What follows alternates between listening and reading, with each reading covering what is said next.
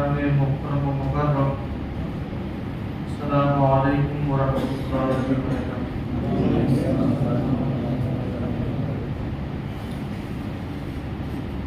الحمد للہ رب العالمین الذي جعلنا من المسلمين ووصفنا بخير أمة من الأمم الماضين وأنعم علينا بتنزيل القرآن الحكيم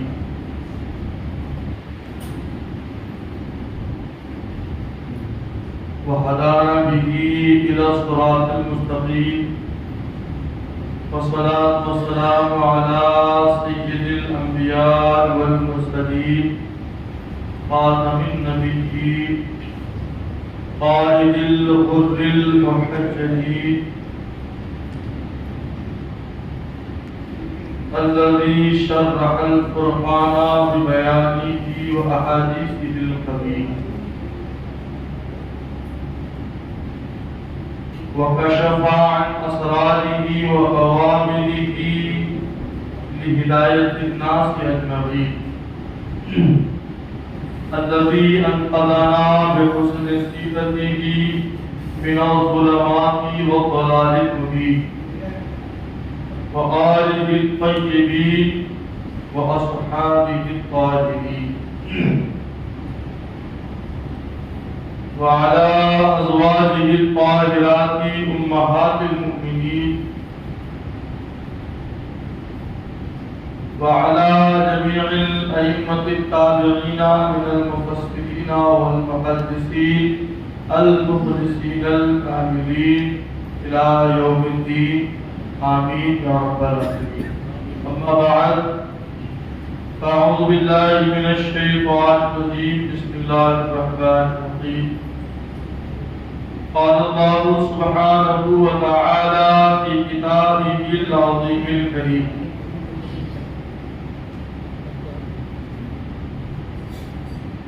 ومن يبتغي غير الإسلام دينا فلن يقبل منه وهو في الآخرة من الخاسرين. قال النبي صلى الله عليه وآله وأصحابه وبارك وسلم: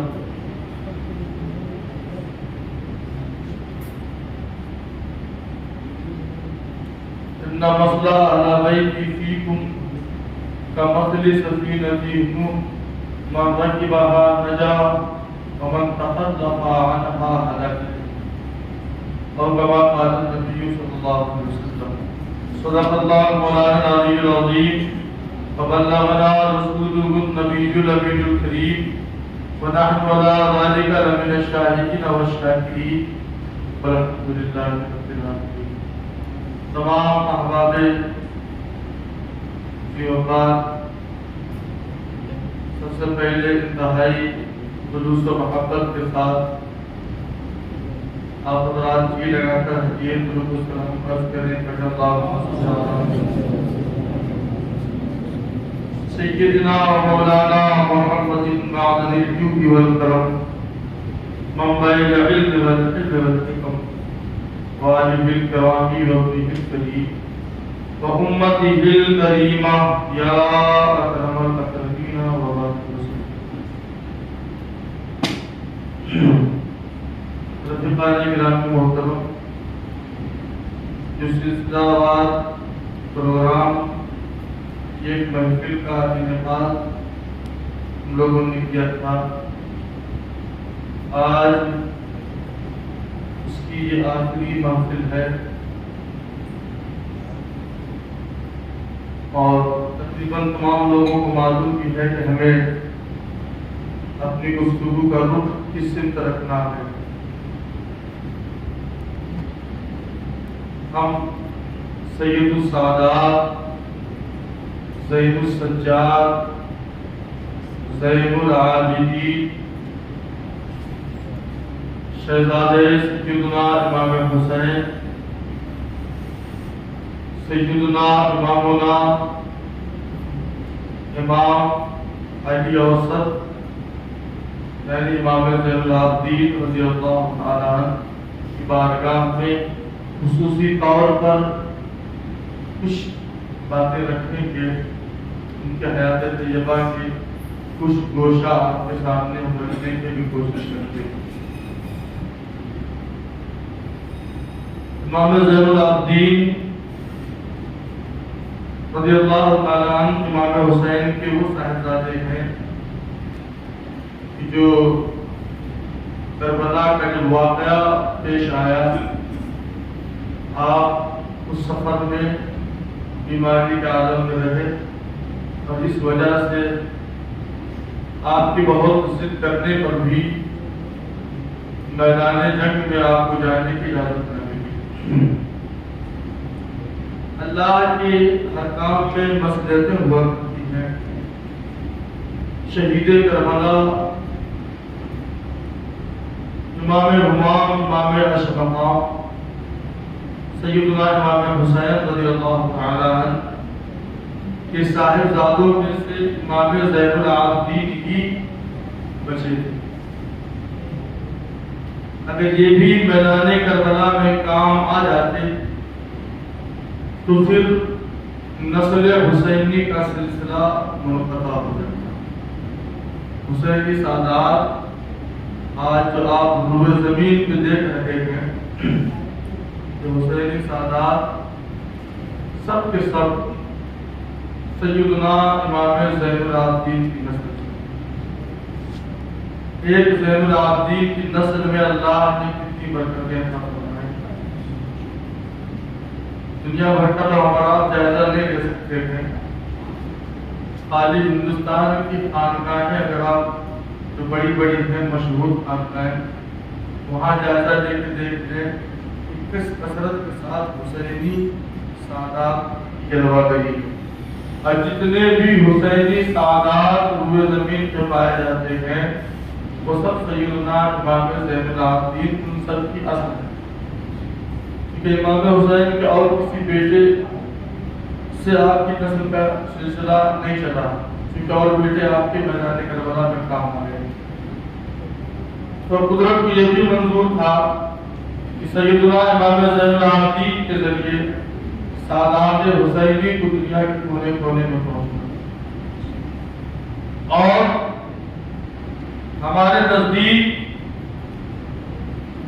قدرت کو یہ بھی قدرت کی مشیت میں قدرت کو یہ بھی منظور رہا ہوگا کہ کوئی ایک معتبر مستند صاحب تقوی و طہارت ایماندار سچا دیانتدار صاحب علم و فضل مخلص انسان ایسا بھی تو ہونا چاہیے جو واقعہ کربلا کا چشمدید گواہ ہو، واقعہ کربلا کا چشمدید گواہ ہو، سچائی میں بھی اس کی کوئی مثال ہو، صاحب تقوی و ورع ہو، علم و فضل کا حامل ہو، خاندانی وجاہتیں شرافتیں نجافتیں سب اس کو حاصل، اور پھر وہ جب واقعات کربلا کو روایت کرے گا تو اس کی روایت کو ہم تسلیم کریں گے۔ اگر ہمارے اور آپ کے آقا و مولا سیدنا امام زین العابدین کی واقعہ کربلا میں آپ کام آ جاتے، شہید ہو جاتے، تو پھر کربلا جو ہم تک پہنچا ہے یہ تو غیروں کی زبان سے پہنچا ہوگا، غیروں کی زبان سے پہنچا ہوگا۔ تو جنہوں نے اپنے ماتھے کی نگاہوں سے امام حسین کو دیکھ کر جنہوں نے حق نہ پہچاننے کی قسم ثابت کی تھی، وہ بھلا قتل حسین کے بعد ہم تک صحیح کربلا پہنچاتے ہیں؟ وہ حسین کی زبان سے جب صحیح دین کا نام سننا نہیں چاہتے تھے، صحیح تعلیمات سننا نہیں چاہتے تھے، بھلا قتل حسین کے بعد ہم تک کربلا کہاں تک صحیح پہنچا؟ قدرت نے باقی رکھا ایک ایسے شخص کو جس کے تقوی و طہارت کی قسم کھائی جا سکتی۔ اللہ نے مشیت نے باقی رکھا ایک ایسی ذات کو کہ جن کے خاندانی فضل و کمال کو دیکھا جائے یا ذاتی فضائل و کمال کو دیکھا جائے، ان کے شجرے پدری، ان کے خاندان کا شجرہ دیکھا جائے، ہر اعتبار سے وہ ذات لائق اعتبار، اللہ نے اس کے لیے امام زین العابدین کا انتخاب کیا۔ امام زین العابدین کے ذریعے جو کربلا ہم تک پہنچتی ہے، اس کربلا کو ہم الگ ہی اعتبار سے عوام الناس کو کیسٹ میں کیا کہتے ہیں، قوالوں کے ذریعے کیسٹ میں یا جو ہے اور طریقے سے غیر معتبر کتابوں سے بھی پڑھ سن لیتے ہیں، ان کا کربلا دینے کا طریقہ ہے۔ ہمیں تو سب سے پہلے یہ سوچنا پڑتا ہے کہ کربلا میں جو واقعات پیش ہوئے، جن کو بیان کیا جاتا ہے، وہاں کوئی ڈائری لے کے لکھ نہیں رہا تھا۔ آپ بتاؤ کوئی ڈائری لے کے لکھ رہا تھا؟ اتنا تو آپ بھی جانتے ہیں، قلم اور کاغذ لے کے لکھ نہیں رہا۔ مقصد یہ نہیں کہ لمبے پھیلا کے اس سے بیان کیے جائے، وہی کربلا سے جڑے ہوئے۔ کربلا سے جڑے ہوئے واقعات و حالات کی بھی کنڈیشنیں ہیں، ان کے مرتبے بات محض واقعات کے روح تک ہے، ایک الگ بات ہے۔ اس بات میں اللہ و رسول کی جانب کو جوڑا گیا تو اس کو الگ اعتبار سے دیکھا جائے، شریعت کا کوئی مسئلہ نکل رہا ہے اس کو الگ اعتبار سے دیکھا جائے۔ تو ہم تو کربلا جو امام زین العابدین سے لیتے ہیں، اس کربلا کو ہم الگ ہی اعتبار سے انہی امام زین العابدین کی بارگاہ خراج تحسین و محبت خصوصی طور پر پیش کرنے کے لیے ہم بیٹھے اور انہی کی باتیں آپ سن کے رہے۔ درمیان میں جو زندن بھی آپ نے کہا مرتبہ کا ذکر آیا تھا وہ آپ نے سنا تھا۔ خصوصیت کے ساتھ امام زین العابدین پر کلام کرتے ہوئے ہم فرزدق نامی ایک شاعر کے ذریعے خصوصیت کے ساتھ امام زین العابدین پر گفتگو کریں گے اور آپ کو مکمل اہتمام اور توجہ کے ساتھ گفتگو کو اپنے کانوں تک لے کے جانا میں بات ہو سکتا ہے۔ امام زین العابدین کا تعارف، تعریف و توصیف ایک شاعر ہے جس کو فرزدق کے نام سے جانا جاتا ہے۔ اس شاعر نے جو ہے ابو الفراز فرزدق شاعر نے امام زین العابدین کا جو تعارف کرایا تھا، یہ تعارف مجھے بہت ہی اچھا لگتا ہے، کیونکہ اس کے ساتھ اس تعارف سے کے ساتھ ایک جو ہے اس کا پس منظر ہے، ایک بیک گراؤنڈ ہے، اس کے پیچھے ایک واقعہ، اور میں آپ کو پہلے ہی بتا دے رہا ہوں تاکہ آپ کا سننے کا ذوق تھوڑا بڑھ جائے۔ فرزدق شاعر کے بارے میں کتابوں میں لکھا ہوا ہے، مشائخ نے لکھا ہے کہ فرزدق نے جو قصیدہ امام زین العابدین کی شان میں لکھا، ابھی ہم آپ کو قصیدے کا شان طور پر بتائیں گے عربی زبان میں۔ جو قصیدہ ابو الفراز فرزدق شاعر نے امام زین العابدین کی شان میں لکھا ہے، مشائخ فرماتے ہیں، شیخ عبدالحق محدث دہلوی ہیں، امام جعفری ہیں، علامہ ابن خلقان وغیرہ، یہ فرماتے ہیں تنسب الیہ مکرمۃ یرجا لہ بہا الجنہ۔ فرزدق کا یہ ایک ایسا قصیدہ اس نے امام زین العابدین کی شان میں لکھا ہے، بزرگان دین فرماتے ہیں امید ہے اسی قصیدے کی برکت سے اللہ اس کو جنت دے دے، اسی قصیدے کی برکت سے اس کی مغفرت ہو جائے۔ اگر اس کے اور بھی اعمال اچھے نہ ہوئے تو یہ قصیدہ امید ہے کہ اللہ اسی قصیدے کے ذریعے اس کو بخش دے، جو اس نے امام زین العابدین کی شان میں جو قصیدہ کہا۔ تو یہ قصیدہ اپنے اندر ایک الگ ماحول دیے ہوئے، اس قصیدے کی بات کر رہے ہیں۔ یہ قصیدہ بارز وجود میں کب آیا، کب لکھا گیا، ہم آپ کو یہ بتاتے ہیں چل کے پہلے۔ ایک مرتبہ اموی بادشاہ خاندان بنو امیہ کے خلیفہ ہشام بن عبد الملک۔ یہ ہشام بن عبد الملک اپنے دور خلافت میں حج کرنے کے لیے مکہ شریف پہنچا۔ بادشاہ ہے اموی سلطنت کا، سلطنت بنو امیہ کا بادشاہ، اور یہ جو ہے حج کرنے کے لیے پہنچے۔ مطاف میں جا کے طواف کرتے ہیں خانہ کعبہ۔ مطاف میں ازدحام کثیر بہت زیادہ تھی، پیر رکھنا دشوار۔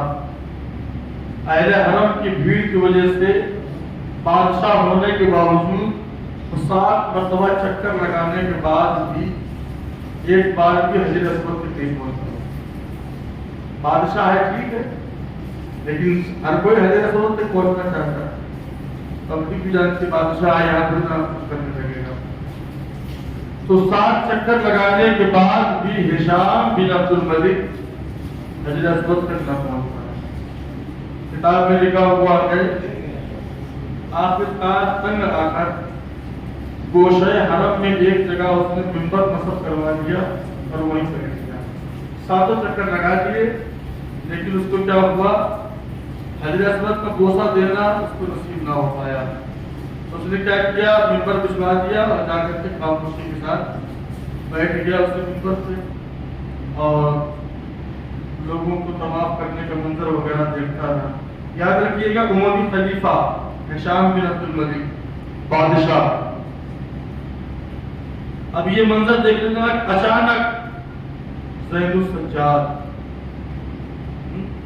زین العابدین، سید السادات، امام زین العابدین سیڑھیوں سے اتر کر مطاف کی طرف آنے لگے۔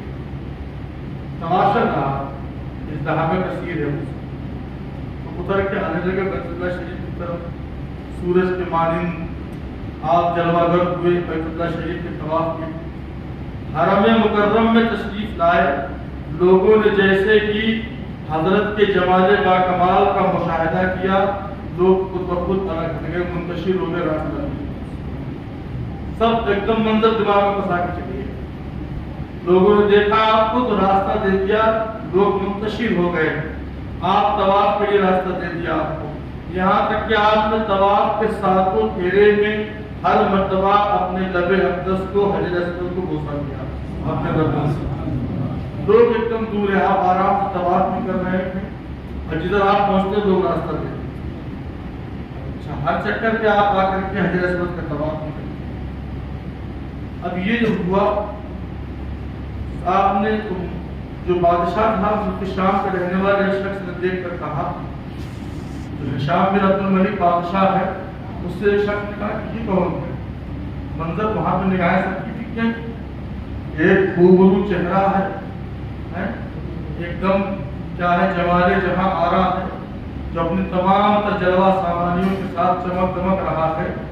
جدھر پہنچتا ہے تو ایک دم ادب و احترام کے ساتھ جاتے ہیں، نہ کوئی آؤ لشکر، نہ کوئی سپاہ، نہ فوجی، نہ خادم، نہ غلام، کوئی نہیں، بس جھکی ہوئی نگاہیں۔ تاریخ کی کتابوں میں لکھا ہوا ہے، جھکی ہوئی نگاہیں، پروپار قدم اٹھتے ہیں اور اپنی موزونیت کے ساتھ رکھتے ہیں۔ لوگ تو کچھ جگہ دیتے جا رہے ہیں، کتنا پیارا منظر رہا ہو، کتنا پیارا منظر ہوگا۔ تو ملک شام کے ایک شخص نے ہشام بن عبد الملک سے پوچھا، یہ کون ہے یہ جس کو دیکھو وہ اس راستہ خالی کر دیتا، جگہ دے دیتا، یہ کون ہے؟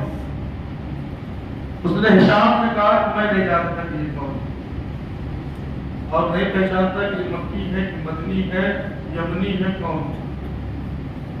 جبکہ پہچانتا تھا اچھے سے، تو کہا میں نہیں جانتا یہ کون ہے، پتہ نہیں کون ہے، میں یہ بھی نہیں جانتا کہ مکی ہے کہ مدنی ہے، یمنی ہے، مجھے یہ بھی نہیں پتا، مجھے نہیں پتا کہ یہ کون ہے۔ یہ اس نے کس وجہ سے کہا، ایک طرح کے حسد اور بغض میں، بادشاہ ہو کر کے اس کو جو لوگوں نے عزت نہ دی، وہ عزت اہل بیت پاک کے ایک فرد جلیل کو لوگ دل نکال کر رکھے تھے۔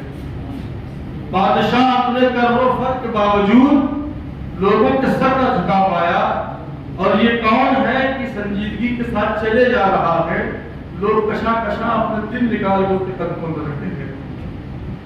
چلنے کے لیے، حسد کرنے کے لیے تو بہت ہو گیا، تو اس نے کہا جانتے ہوئے، انجان بچوں کو میں تو نہیں جانتا کون وہ تو پتہ نہیں بات کو ٹالنے کے لیے اور اپنے لوگوں کو خاموش کرنے کے لیے تاکہ لوگ زیادہ ان کی طرف توجہ نہ دیں۔ اس نے کہا اب اس نے اتنا کہہ دیا، اب آتے ہیں اصل مدعا کی طرف۔ قریب ہی پہ کھڑے عظیم الشان شاعر ابو الفراز فرزدق، شامیوں کے مجمع میں یہ موجود تھے جو ان کے شام کو لوگ موجود تھے۔ اس نے جواب میں کہا تم نہیں پہچانتے ہو، تم نہیں پہچانتے ہو، میں انہیں بہت اچھے سے پہچانتا ہوں، یہ کون؟ تم نہیں پہچانتے ہو، میں انہیں بہت اچھے سے پہچانتا ہوں کہ یہ کون ہے، کیونکہ وہ فرزدق نے بھی جان لیا تھا نا، یہ بادشاہ بتانا نہیں چاہتا اپنے مقابل میں کہ میرے مقابل میں نہیں آ جائے۔ اس نے بڑے اچھے انداز سے کہا کہ تم نہیں پہچانتے ہو یہ کون، میں انہیں بہت اچھے سے پہچانتا ہوں کہ یہ کون۔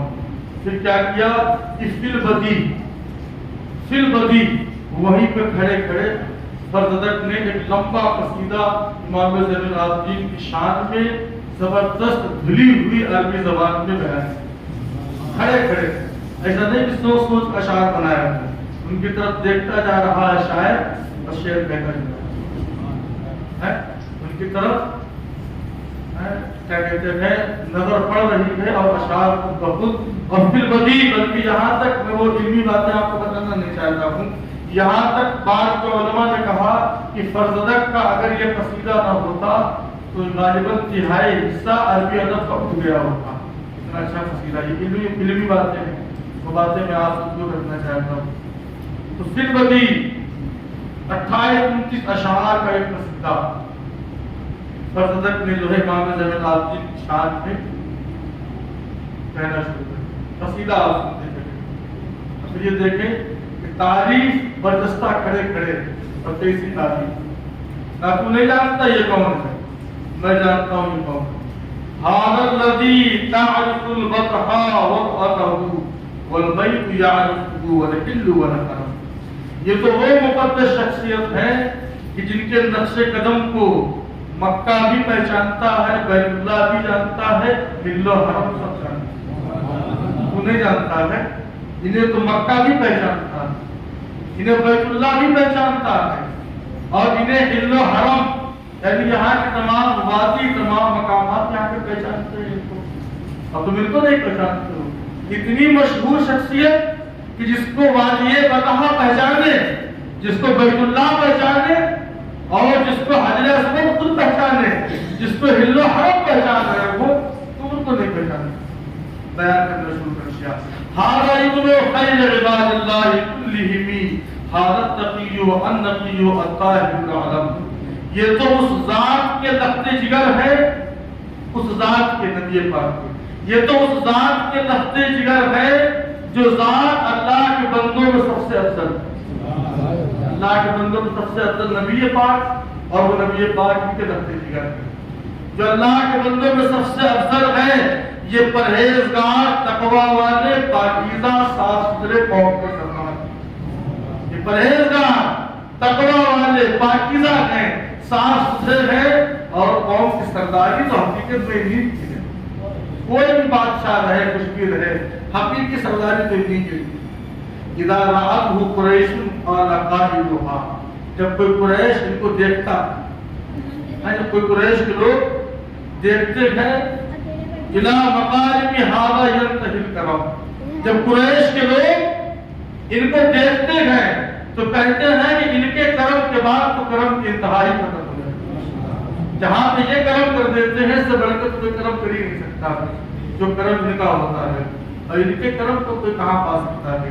یمنی الى ذروة العز الذی قصرت عن نیلہ عرب الاسلام والعجم، یہ عزت و بزرگی کی اس بلندی پر پہنچے ہوئے ہیں کہ جس کو نہ عرب کے لوگ حاصل کر سکتے ہیں اور نہ عجم کے لوگ حاصل کر سکتے ہیں۔ اللہ نے ان کو عزت و بزرگی کی اتنی بلندیاں عطا فرمائی ہیں کہ اب نہ عرب میں رہنے والے ان بلندیوں کو پا سکتے ہیں اور نہ ہی عجم میں یعنی عرب کے باہر ملکوں میں رہنے والے ان بلندیوں کو پا سکتے ہیں۔ اب دیکھیے گا، اور کہا پہچانتے نہیں ہو تم انہیں، ان کو نہیں پہچانتے ہو۔ یکادو یمسکو عرفان راحتہ رکن الحق الحکیم اذا ما جاء یستبی، جب وہ حجر اسود کو بوسہ دینے جاتے ہیں، محبت دیکھیے گا، روح میں چل جائے گا، جب وہ حجر اسود کو بوسہ دینے جاتے ہیں تو حجر اسود ان کی خوشبو سے پہچان کے ان سے چپٹ جاتا، حجر اسود ان سے چپٹ جاتا اور وہ ان کو ان کی خوشبو سے پہچانتے ہیں۔ حجر اسود جس کے لیے تجھے راستہ نہ ملا، 7 طواف کر لینے کے بعد بھی ایک بار بوسہ دینے کا موقع نہ ملا، جب یہ اس کے پاس جاتے ہیں تو آپ کی خوشبو سے پہچان لیتا ہے اور خود آپ کے ہاتھوں سے پڑ جاتا ہے۔ حجر اسود فی کفہ حضران ریحہ عبد فی کفہ اروع فی عجینہ شمم، ان کے دست مبارک میں ایک عصا ہے جو عمدہ خوشبو والا ہے، یہ عصا ایسے عمدہ اور بہترین شخص کے ہاتھ میں ہے جو بہت ہی بلند والا اور عزت والا ہے۔ یہ انداز ہوتے ہیں اپنے محبوب کی تعریف کرنے کے، یقضی حیاء یغضا بالمحابۃ، انداز دیکھیے، یہ اہل عشق و عرفان جن کو اللہ خود عطا فرماتا ہے۔ نہ شاعرانہ فکر ہے نہ شاعروں کی بات ہے، نبی کا عشق بول اٹھے تو درد درد سمجھے، نہ تو شاعرانہ فکر ہوتی ہے نہ شاعروں کی بات۔ جب اللہ کے نبی کا عشق کسی کے اندر جاگتا ہے تو آپ کو بتائیں پھر اس کے منہ سے لفظ لفظ نام تبدیل کرتا ہے۔ ہم ایسے کم پڑھے لکھے لوگوں کو بھی جانتے ہیں، ان میں سے ایک دو انتقال کر گئے ہیں بزرگ، بہت پڑھے لکھے نہیں تھے، معمولی اردو فارسی پڑھے لکھے تھے، تو بڑا شاندار نعتیہ کلام تھے، ہم لوگوں کا ذہن نہیں وہاں پہنچتا ہے۔ نہ شاعرانہ فکر ہے نہ شاعروں کی بات ہے، نبی کا عشق بول اٹھے تو درد درد نہ۔ جو عقیدت تھی فرضتے کیوں دیکھے عقیدت نکل کے آ رہے کس طرح کہہ رہے ہیں، یغضی حیاء یغضا من محابتہ فما یکلم الا حین یبتسم، وہ شرم و حیا سے نگاہیں نیچی رکھتے ہیں، وہ شرم و حیا سے نگاہیں نیچی رکھتے ہیں اور ان کے دبدبے کی وجہ سے لوگوں کی نگاہیں نیچی، ان کی نگاہیں تو شرم و حیا سے نیچی رہتی ہیں، کسی سے خوف کھا کے نیچے نہیں رہتی ہیں، اور کوئی ان کی طرف نگاہ اٹھا کے دیکھ نہیں پاتا ہے، اس لیے زمانے کی نگاہیں نیچی رہتی ہیں۔ کہا گیا آگے کہ لوگوں کی نگاہیں، ان کی نگاہیں نیچی رہتی ہے شرم و حیا کی وجہ سے، اور لوگوں کی نگاہیں نیچی رہتی ہیں ان کے روب و دبدبے کی وجہ سے۔ کیا مجال کہ کوئی کلام کرے، لوگ تبھی کلام کر پاتے ہیں جب وہ مسکرا رہے ہیں، اگر ان کے ہونٹوں پہ ہنسی نہ ہو تو کسی کی مجال نہیں کہ ان کے سامنے کلام کر سکے۔ آج بھی مشائخ کے سامنے ہوتا ہے، سادات میں بہت سے ہم لوگ بیٹھے رہتے ہیں ان کی بارگاہ میں، چاہ کے بھی نہیں بول پاتے ہیں لیکن تھوڑا ایسا بول دیتے ہیں محبت سے کہ پھر ہمت پڑ جاتی ہے۔ یہ ہم نے آپ کو پہلے بتایا تھا کہ اللہ کے نبی کو اللہ نے روح و دبدبا ایک ایسی خوبی عطا فرمائی تھی کہ جو بعد میں آپ کے غلاموں میں منتقل ہوتی ہے۔ ان کی روشن منور پیشانی سے ہدایت کا نور پھوٹ رہا، ان کی روشن منور پیشانی سے ہدایت کا نور پھوٹ رہا ہے، جیسے تاریکیاں سورج کے نور سے چھٹی جا رہی ہیں۔ تاریکیاں سورج کے نور سے، جب سورج نکلتا ہے تو کیا ہوتا ہے، رات کی ظلمت ختم ہونا شروع ہو جاتی ہے۔ شاعر کہہ رہا ہے کہ میرے ممدوح گرامی مرتبت وہ تو ایسے ہیں جب ان کی روشن پیشانی کی کسی کی نظر پڑتی ہے تو ہدایت کو وہ نور پھوٹتا ہے، گمراہیاں خود بخود دور ہوتی ہیں، ہدایت سے نور پھوٹتا ہے۔ من جدہ دانا فضل الانبیاء وفضل امتی دانت له الامم، یہ وہ ذات گرامی ہے یعنی امام زین العابدین، یہ تو وہ ہے کہ جن کے نانا محترم تمام انبیاء کرام سے افضل، اور ان کے نانا محترم کی امت تمام امتوں سے سب سے افضل، ان کے نانا تمام انبیاء میں افضل، ان کے نانا کی امت تمام امتوں میں افضل۔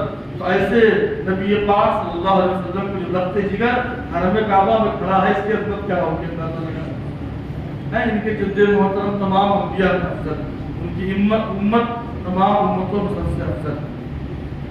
یہاں کہہ رہے ہیں آپ کی اصل اور رموز رسول اکرم سے، یعنی آپ کا جو خمیر ہے، جو گوشت و گوشت ہے، وہ رسول پاک صلی اللہ علیہ وسلم ہی سے آپ کو ملاتے ہیں۔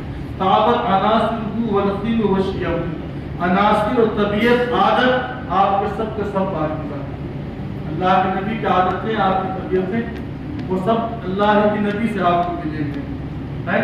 اور کہہ رہے ہیں ہاذا ابن فاطمہ ان کنت جاہلا، اگر تو جاہل ہے تو سن لے یہ فاطمہ کے بیٹے.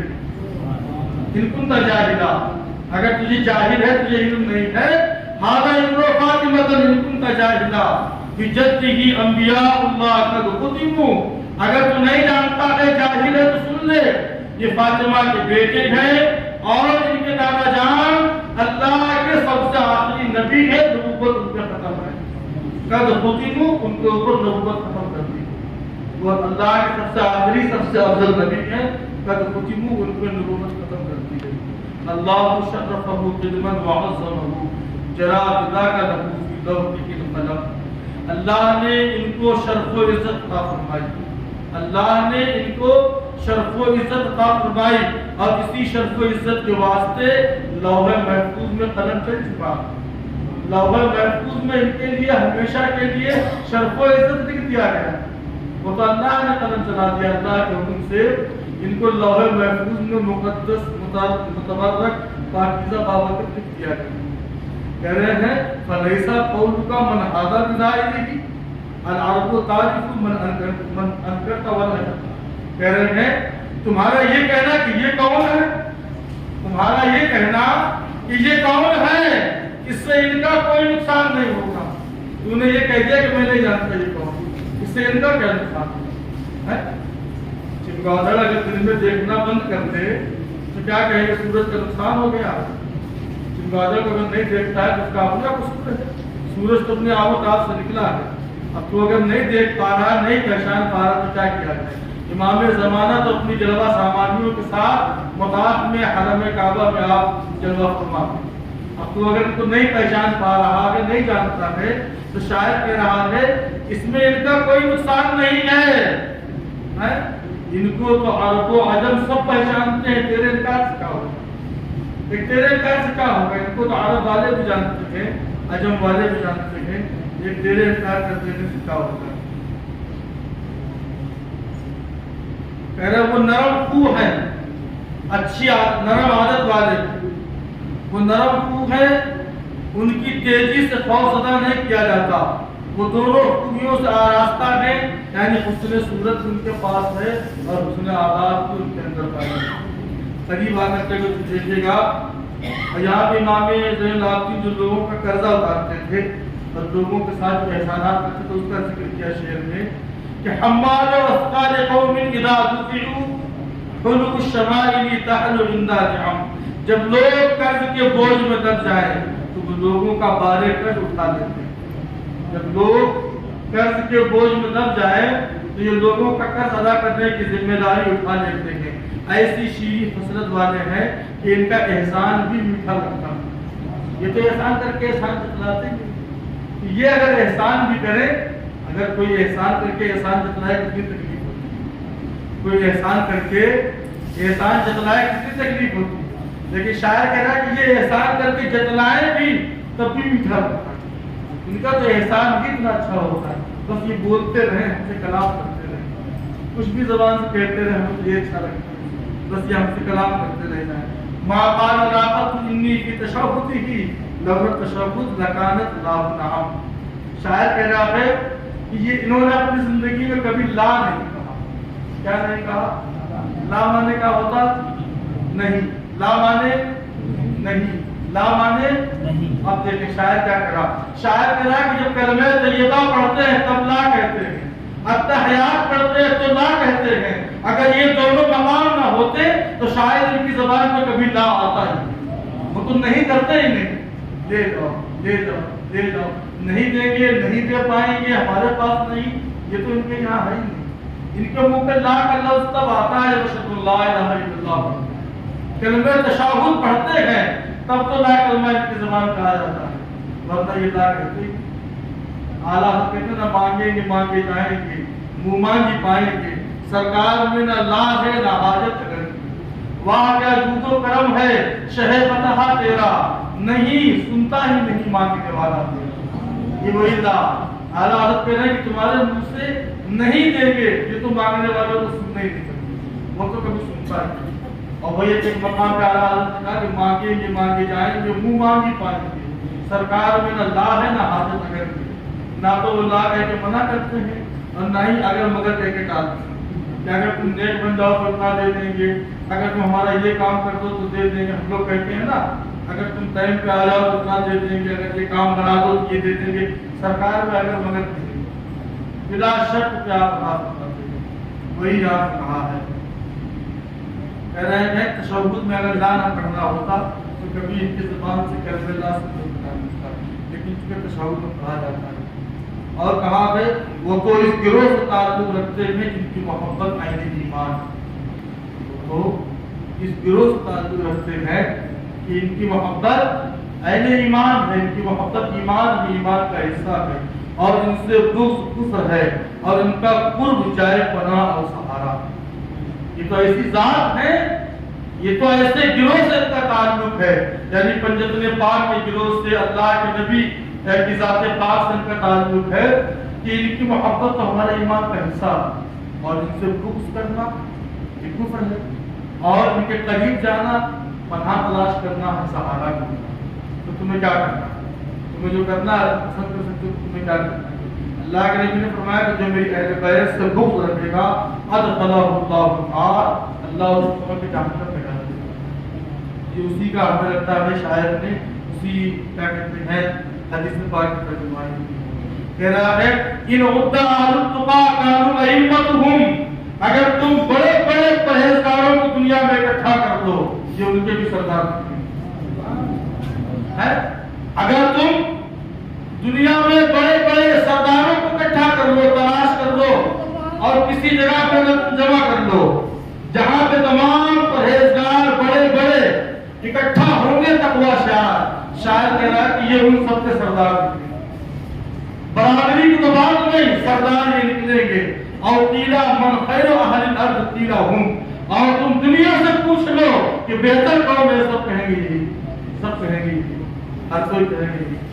تمہیں ان کی مطلب تعریف و توصیف بیان کرتے کرتے کہا ہے جب سب قحط لوگوں کو گھیر لے، سب قحط یعنی آسمان سے بارش نہ ہو، جب سب قحط لوگوں کو گھیر لے تو یہ حضرات ابر بارہ بن کے برستے، پھر یہ رحمت کی برسات بن کے اس کے لیے برستے ہیں، اور مارکائے کارزار گرم ہو، یہ تو ان کی رحمت ہوگی۔ کیونکہ نبی پاک جو ساتھ والے ہیں ان کی دوست ہوتے ہیں، محمد رسول اللہ والذین معه اشداء علی الکفار رحماء بینہم، محمد اللہ کے رسول ہیں اور جو محمد صلی اللہ علیہ وسلم کے ساتھی ہیں وہ اللہ کے دشمنوں کافروں پر تو سخت ہیں، آپس میں بہت نرم دل۔ تو دو صفتیں ہیں، جو دشمنان دین ہیں، دشمنان خدا و رسول ہیں، ان کے لیے سخت ہیں اللہ کے نبی کے ساتھی، اور آپس میں نرم دل، آپس میں نرم دل۔ تو شاعر نے کہا ہے کہ یہ تو سخت قحط کے موقع پر جب لوگ قحط کے مارے ہوں تو یہ ابر بارہ بن کے برستے، پھر تو یہ رحمت کا ساون بھادو بن کے برستے ہیں اس کے اوپر۔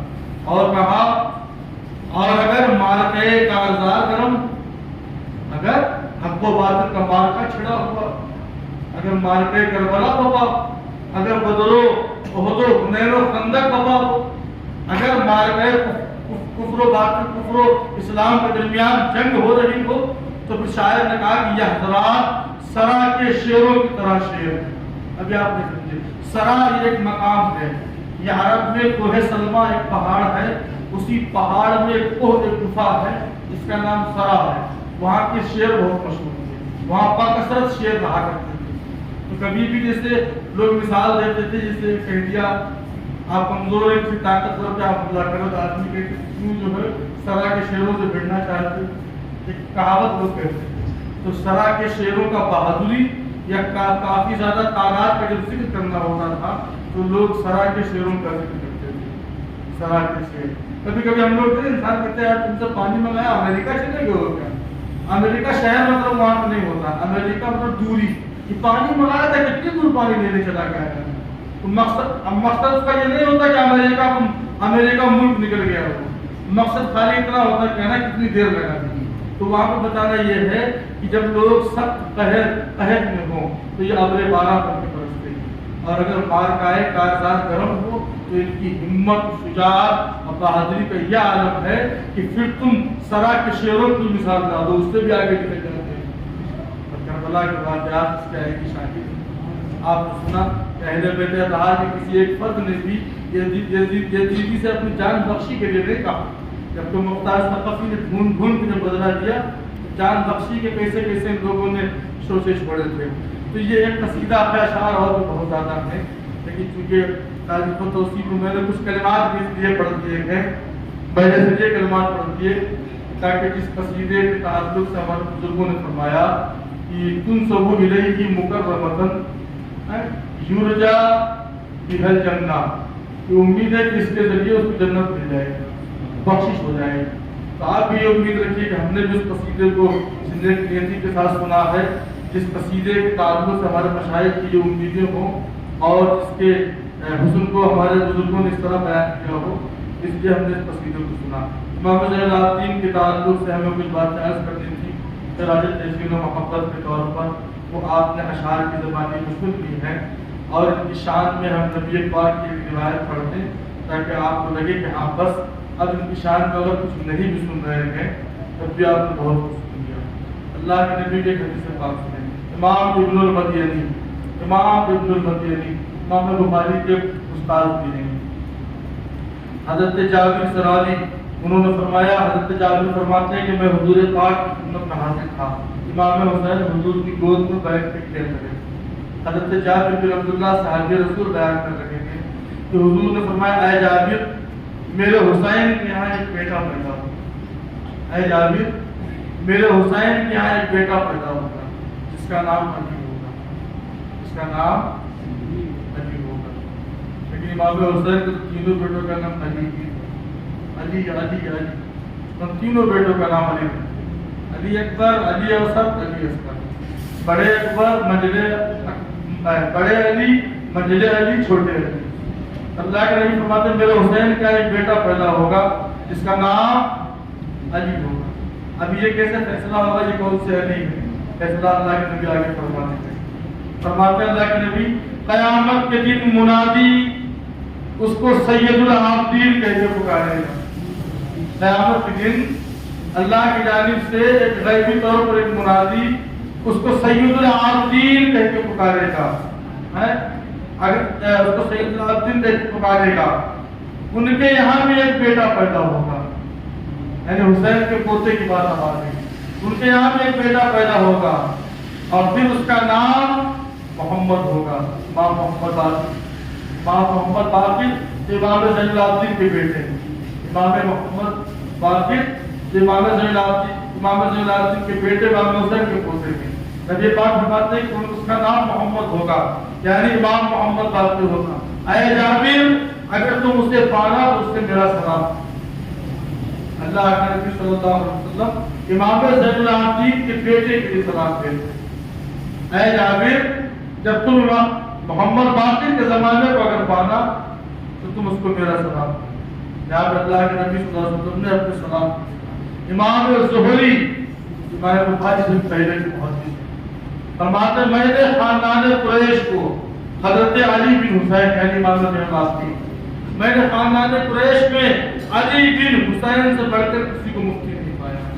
اتنا علم میں مضبوط ہم نے امام زین العابدین کو پایا، اتنا مضبوط میں نے علم میں کسی کو نہیں پایا۔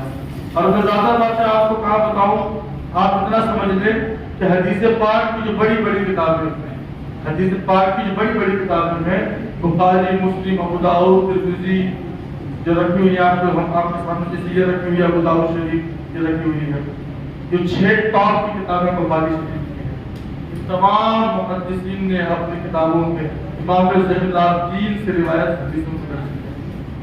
امام زین العابدین ایسی علمی شخصیت، ایسے فضل و کمال والی شخصیت امام زین العابدین۔ تو میں نے فضل کے اشعار کے ذریعے اور قصیدے کے ذریعے کچھ باتیں آپ تک پہنچائی تھی۔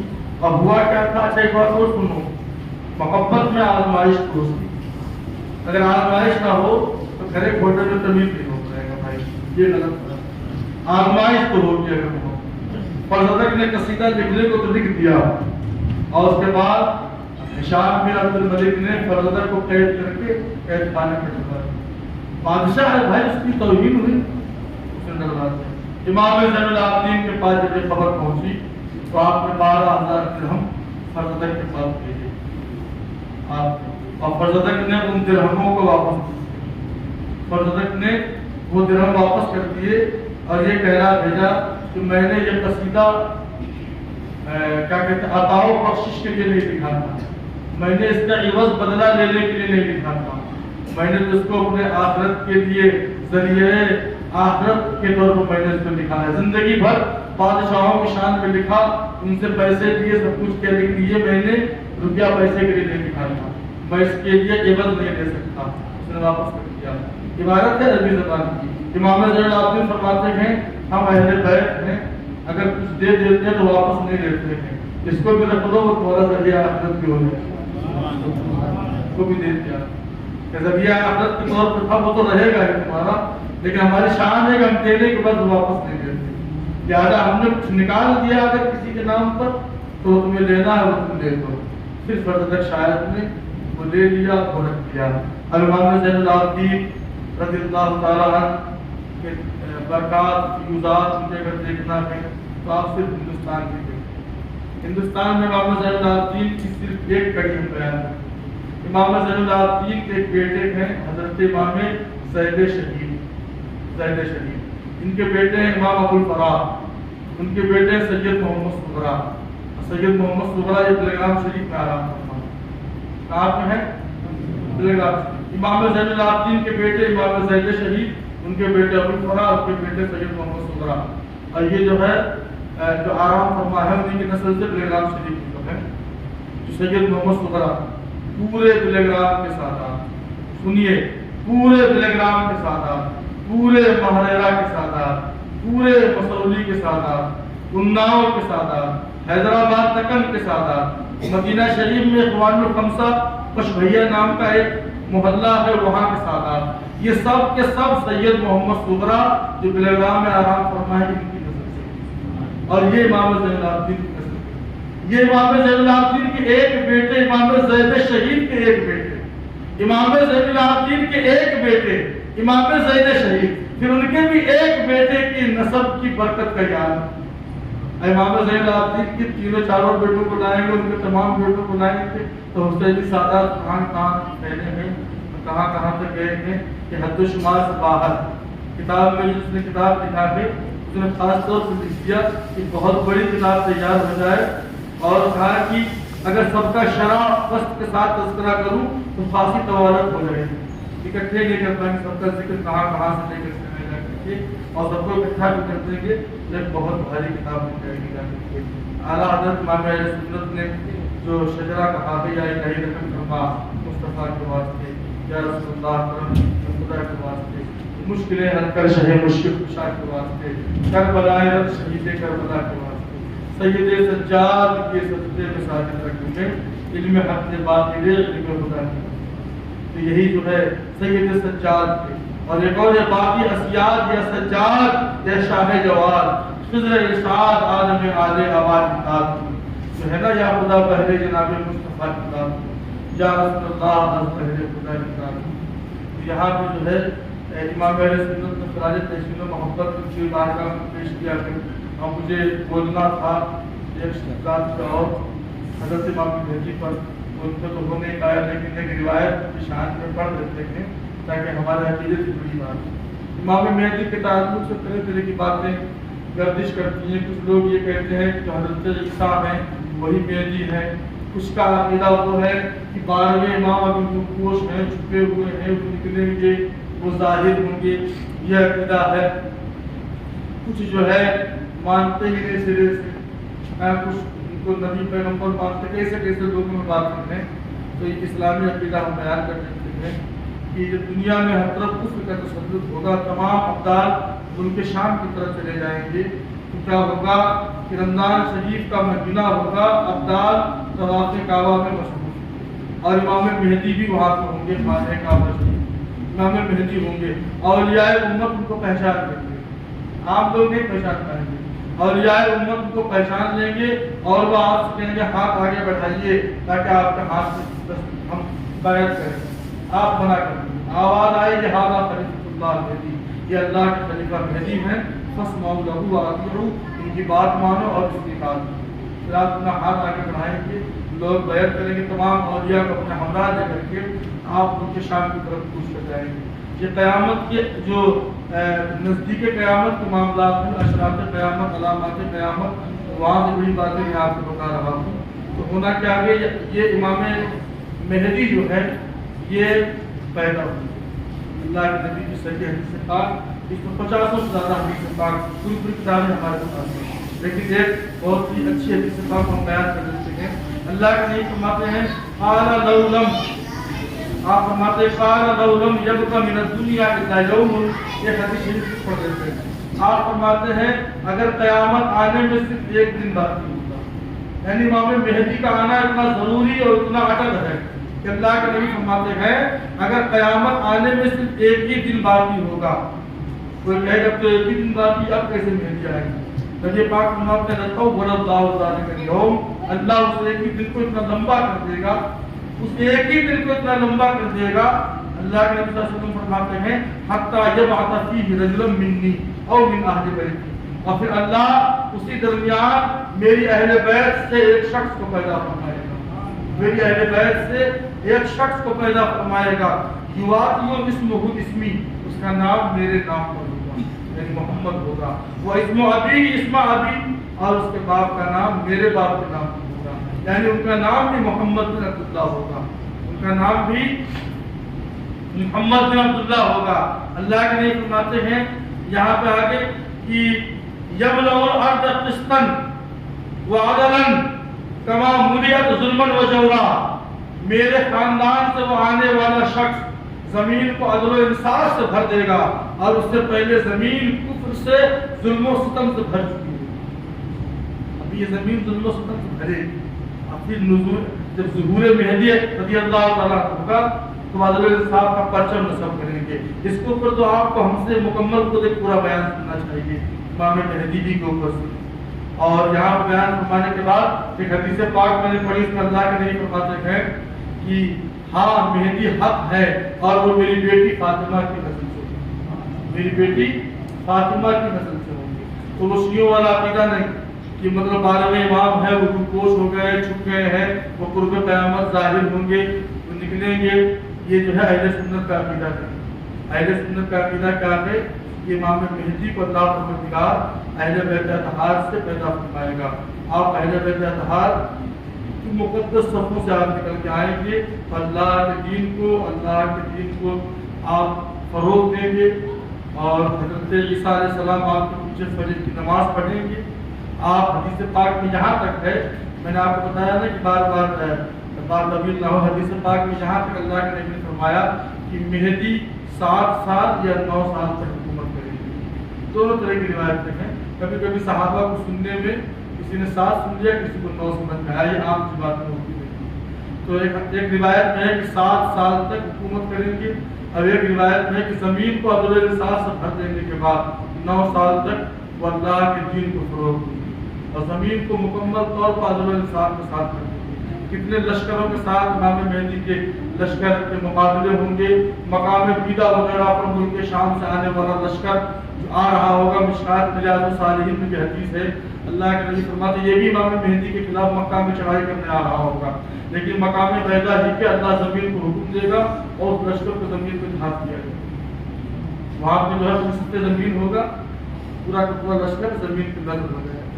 تو حضرت مہدی کی ازمائے مدد کی جائے گی، زمین اپنے خزانے کھول کے ڈالے گی، اور خزانے اس قدر افراد ہوں گے، اللہ کے نبی کی حدیث شریف ہے نہر افراد اپنے خزانے کھول کے ڈال دیں گے، زمین اپنے خزانے نکال کے ڈال دے گی، جس طرح کھیتوں میں غلہ پڑا رہتا ہے ایسے کھیتوں میں خزانوں کے ڈھیر لگے گے۔ اور حدیث شریف ہے اس دور میں کوئی زکات لینے والا نہیں، جس کے پاس تم لینے جاؤ کہ ہمارے پاس بہت سارے زمین لیے جاؤ، آج زکات لینے والے ہیں، ضرورت مند ہیں، کچھ دن سے ادا کیا کرو، ایسا نہ ہو کہ وہ لوگ دیکھو کہ زکات کا مال لیے گھوم رہے ہوں گے لیکن لینے والا کوئی نہیں، اتنا افراط مال ہو، اتنا افراد مال ہوگا. تو اللہ نے ہمیں ایسے دور میں پیدا کیا کہ آپ اپنا بھی پورا کرو اور چاہو تو کسی اور کے لیے بھی آپ کر سکتے ہو. تو حضرت مہدی یہ اہل بیت اطہار کے 12ویں امام ہیں. 12ویں امام حضرت علی سے لے کر کے امام مہدی تک 12 امام ہو گئے. لیکن یہ نہیں کہ 12ویں امام پوش ہیں نکلیں گے, نہیں, آپ کی پیدائش ہوگی حضرت فاطمہ کی نسل سے آپ ہوں گے, ان کی اولاد میں سے ہوں گے, نبی پاک کے اہل بیت میں سے ہوں گے. محمد نام ہے آپ کا اور وہ آپ کے والد کا نام عبداللہ. حضرت عیسیٰ علیہ السلام سے جب آپ کی ملاقات, حضرت عیسیٰ علیہ السلام آپ کے پیچھے نماز فجر ادا فرمائے. دمشق کی جامع مسجد میں نماز فجر حضرت عیسیٰ علیہ السلام آپ کے پیچھے پڑھیں گے. تو میں نے یہ باتیں یہاں پہ آپ کے سامنے عرض کر دی ہیں, اور اس امید کے ساتھ جو لوگ مکمل ذوق و شوق انہماک کے ساتھ آتے تھے اس 13 روزہ پروگرام میں, امید ہے کہ وہ کچھ روز یا چند روز سونا سونا محسوس کریں گے. جب وہ عشاء کی نماز پڑھ کے جلد گھر کی جانب جائیں گے, ان کو کہیں نہ کہیں لگے گا کہ مطلب ہم کچھ جلدی فارغ ہو کے آ گئے ہیں, یا کچھ ملتا تھا آج ہمیں نہیں مل پایا. کچھ ملنے کا مطلب تبرک نہیں ہے, کیونکہ امید ہے آپ کے چہرے وغیرہ دیکھ کے لگتا ہے کہ ہم نے لوگوں نے یہاں سے آپ سے بڑا بھلائی کی باتیں پہنچانے کی. قرآن پاک اللہ فرماتا وَمَن يَبْتَغِي غَيْرَ الْإِسْلَامِ دِينًا فَلَن يُقْبَلَ مِنْهُ, جو اسلام کے علاوہ کوئی اور دین لے کر کے آئے گا ہرگز وہ دین اس کا قبول نہ کیا جائے گا. دین طور طریقے اعمال اللہ کی بارگاہ میں وہی پسند ہوں گے جو مذہب اسلام کی. وَهُوَ فِي الْآخِرَةِ مِنَ الْخَاسِرِينَ, جو اسلام کے علاوہ کوئی اور دین طریقہ لے کے آئے گا وہ آخرت میں سراسر نقصان کھانے والا ہوگا. اللہ کی بارگاہ میں ہم دعا کرتے ہیں اپنے لیے بھی, آپ سب کے لیے, تمام احباب اہل سنت کے لیے کہ اللہ پروردگار ہمیں سب کو, تمام لوگوں کو حق پہ قائم رکھے, حق پہ ہمارے قدموں کو استحکام نصیب فرمائے. اللہ پروردگار ہماری نسلوں کو حق پہ قائم رکھے. اللہ پروردگار ہمیں حق کے پرچار کے لیے کوشاں رکھے, حق سمجھنے کی, حق پہ عمل کرنے کی توفیق عظیم عطا فرمائے. وآمین الى البلاد. السلام علیکم.